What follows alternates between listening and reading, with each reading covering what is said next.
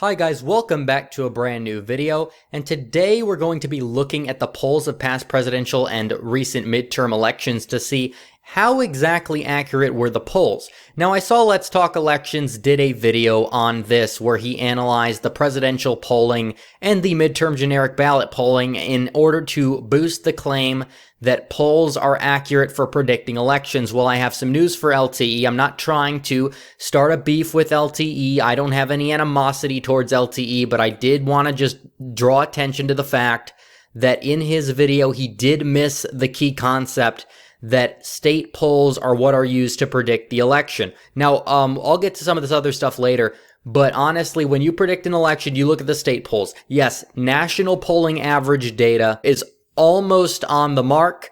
Yes, it was kind of a little bit off in 2012 as the undecideds favor the incumbent party, which will probably help Trump in 2020. And it actually probably helped him in 2016 because after a party is incumbent for 2 terms, the undecideds will more than likely want to try something new. And that's why Hillary probably did outperform Trump a little bit in the polling in 2016. But I have something else to show you.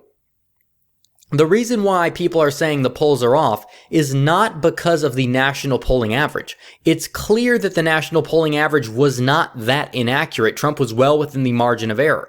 But another thing I noticed here is I'm looking at the polls and noticed that the state polls were sometimes accurate. They were pretty on in Virginia, pretty on in New Hampshire, not entirely incredibly off in the state of Florida.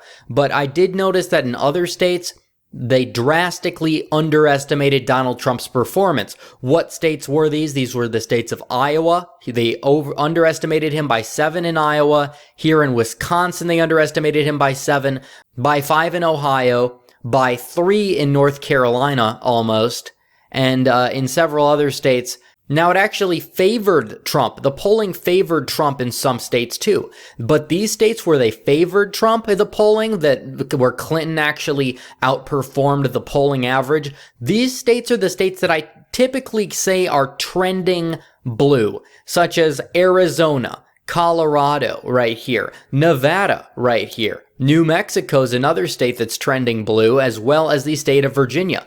But the states that are trending red hard and the polls are not necessarily accurate in, and that were not accurate in 2016 and have historically bad polling, are the Rust Belt, as you can see here. Wisconsin, Pennsylvania, Ohio. Michigan by 4 points, Trump was actually underestimated, and obviously Wisconsin takes the cake. He was not winning a single poll in the history of the polls that were taken out of the state of Wisconsin. He was not even in the margin of error of any of the polls leading up to the election, and he still was able to squeak out a victory in the state, and I think it's going to be a state he's going to hold in 2020. And also, looking at 2018, we could just take a look at this right here. The polls were off here in the Rust Belt too. Look, they said Donnelly would win. Braun ended up winning by 6 points. That's a polling error of roughly 7 points. Over here in the state of Tennessee, another state that favored the Republicans significantly over the polling average by 5%. And lastly, I think the big one here is Florida. Yes, in Florida, they said Bill Nelson would win by a substantial margin. Some of these polls actually had Nelson up by like a likely margin, 5 to 7 points, but Rick Scott still was able to win the state. And yes, I know in certain states that are trending blue, like Nevada, the polls actually showed a tie, even though Jackie Rosen won the state by 5 points. So yes, I think that trends matter, and trends even have a factor into polling data. But to say that the polls are 100% accurate, it's not exactly perfect to say, oh, the polls of the national average are perfect, so obviously state polling data must be accurate. I don't think that's true. We can look at the governor races here. Ohio, for example, all the polls leading up to the election showed that Rick Cordray would win by either a tie to up to 6 points leading up to the election. Mike DeWine won by a decent margin there.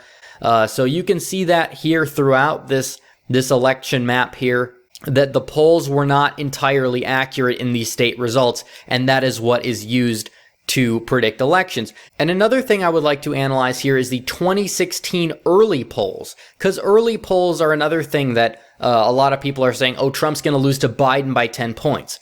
Well, at this point, what was he losing to Hillary by in 2015?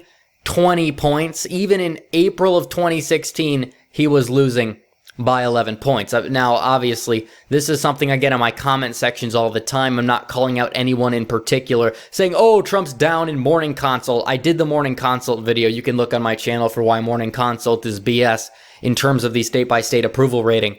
But other than that, even up to the election, less than 10 days, oh, Hillary's going to win the popular vote by 7. Well, it didn't happen. Now, the polls did narrow, and that did benefit Donald Trump.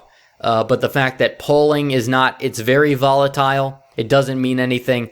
Joe Biden's taking a hit. I'm not even sure he'll be the nominee. And Republicans, honestly, if you're a Republican, you better be wishing he is, because he probably is one of the weakest candidates of the Democrats to take on Donald Trump.